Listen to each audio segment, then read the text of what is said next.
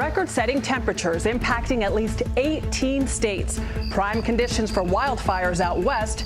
Once the body kind of starts getting dehydrated, it's harder to bounce back from that. But not for firefighters. Down south, barrels toward Texas. The powerful storm packing high winds and extreme rainfall could be upgraded back to a hurricane. We'll show you where it could hit. Well, I just had a bad night. Also tonight, doubling down and damage control. Did President Biden's high-stakes interview win over any Democrats calling for him to step aside? Our Natalie Brand asks one. It's about the future of our democracy. Plus, what's in the numbers? What the latest jobs report says about the state of the economy and what it means for your money. And Voice for Change. She had eyes like diamonds. Country music legend Randy Travis takes his fight for artist compensation all the way to Capitol Hill. What is your message to lawmakers? And later, birds of a feather. Why these parrots hightailed it from the tropics to find a new place to roost in Los Angeles. Some people complain about the noise, but most of the people I've talked to really, really like them. This is the CBS Weekend News from Washington with Adriana Diaz. Good evening. From the Mexican border all the way up to Canada, temperatures are soaring. The high heat creating a tinderbox for wildfires out west. In California, records more than a century old could melt. While along the Texas coast, preparations and some evacuations are underway for Tropical Storm Beryl. It could strengthen into a hurricane by the time it hits the U.S. Across the country, some 130 million people are threatened by dangerous weather, especially that heat and humidity. CBS's Elise Preston is tracking it all from Los Angeles. Elise, good evening. Good evening to you, Adriana. More records are expected to be shattered today as a dangerous heat wave bakes the nation, especially here in the West, where firefighters are battling dozens of large wildfires and bracing for more. Blistering temperatures, high winds, and dry brush are all fueling the lake fire near Santa Barbara. It's one of more than 100 wildfires that erupted in California in the past 24 hours. The fast-moving flames have already burned about 12,000 acres. Crews are starting to get control of the French fire, which threatened to overtake a tourist spot near Yosemite National Park. At one point, nearly 1,100 people had to flee the flames. I'm not ready to go yet. Despite the oppressive weather, a girls' softball tournament got underway in L.A. Tourists in the nation's capital also braved the relentless heat. And to handle the near triple-digit temps, Portland, Oregon opened more cooling centers. The intense heat isn't the only threat. CBS's Jason Allen is in Corpus Christi, Texas, where residents are readying for Tropical Storm Beryl. Here on the Texas coast, the beaches, they're still packed. Everybody is trying to squeeze as much time as they can out of this long holiday weekend. But just off the beach, homeowners, businesses, they are getting ready. The Wingo family just bought this house earlier this year. This is the first time they've had to get ready for a storm like this. Hurricanes, this is gonna be a new one for me. Texas emergency officials are telling people to finish their preparations by tomorrow, and for vacationers to figure out where they want to be well before the storm approaches. Back in scorching California, first responders like Julie Whitney are working 72-hour shifts, dealing with a spike in calls for heat-related illnesses. Is there anything surprising to you about the heat this summer? I feel like it came on a lot faster. Now, paramedics warn the heat is so intense, it only takes about 15 minutes outside before you could start to feel sick with dizziness, cramps, or nausea. Adriana? An important warning. Elise Preston, thanks so much. So when can Americans see some relief from the heat? CBS's Andrew Kozak joins us now with those details.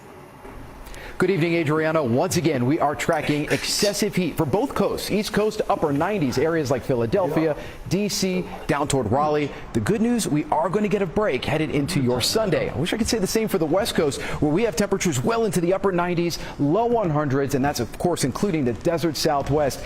Death Valley, California.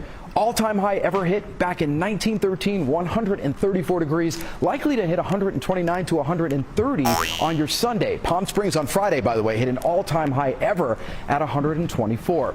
We are still tracking Tropical Storm Beryl. As of Saturday night right now, a 60-mile-per-hour wind storm. It will continue to strengthen just a bit before hitting the Texas Gulf Coast. It will come in as a Category 1 hurricane, likely to come in the wee hours of the morning on Monday, about a Category 1, which means 85-mile-per-hour winds. It's also likely to become a big rain event for much of central Texas. We're talking about 1, 2, 3 inches in a few spots, other spots between 5 and 7 inches of rain. So it's that and the heat that we're watching in the week ahead. Adriana? All right, Andrew Kozak, thank you. Tonight, President Biden is vowing to remain in the race for the White House amid new reactions to his televised interview where he attempted to reassure Democrats nervous about his debate performance. CBS's Natalie Brand joins us tonight from Delaware. Natalie? Good evening, Adriana. President Biden stayed off the campaign trail today, spending it at his home here in Wilmington. But behind the scenes, we've learned the president took part in a meeting with campaign co-chairs as his team remains consumed with damage control. A day before the president heads to battleground Pennsylvania, his campaign sent a top surrogate, California Governor Gavin Newsom. So I really believe in the president, believe in his character, I believe in his competence and his capacity. But Democrats are divided. Saturday, a 5th House member called for President Biden to step aside. Congresswoman Angie Craig, who represents a swing district in Minnesota, saying she doesn't believe the president can effectively campaign and win against Donald Trump. Illinois' Mike Quigley told CBS News the president's comments post-debate haven't allayed his concerns. Now's the time to be candid with ourselves. I appreciate loyalty. This isn't about loyalty. This is pragmatic politics to avoid a second Trump term. In an exclusive interview Friday with ABC News anchor George Stephanopoulos, the president dismissed the criticism from some in his own party. I convinced myself of two things.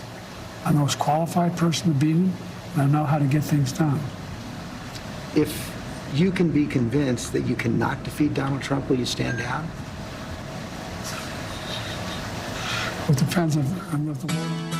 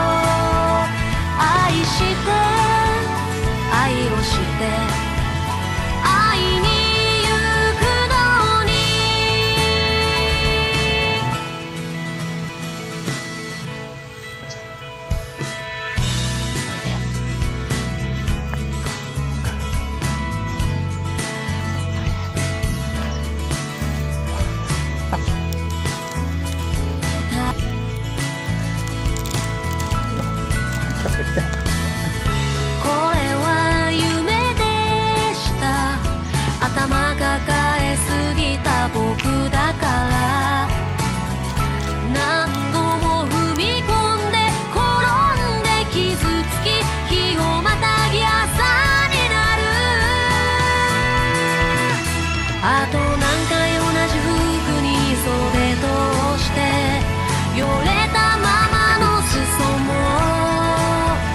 君が隣にいてくれたら寒さもしのげそうああ始まりは終わりを告げていたの冷えた手のひらがもう忘れないで覚えていて震えているぞ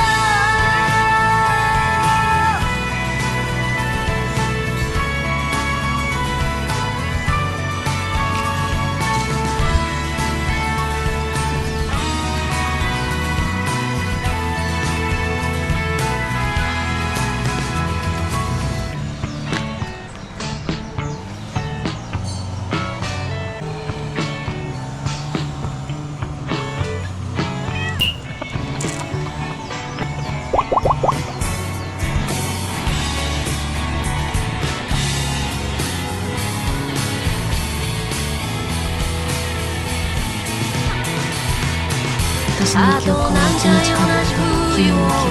僕たちは婚約していました。記憶が大丈夫。記憶がすり替わっちゃったよ。本当の原因が分かれば君の命は危険をさらす。ごめんなさい。手術ができる医者は世界中で一握りしかいない。諦めたくないのは僕も一緒だよ。やっぱりあなたは医者として手術を受けるしかない。愛して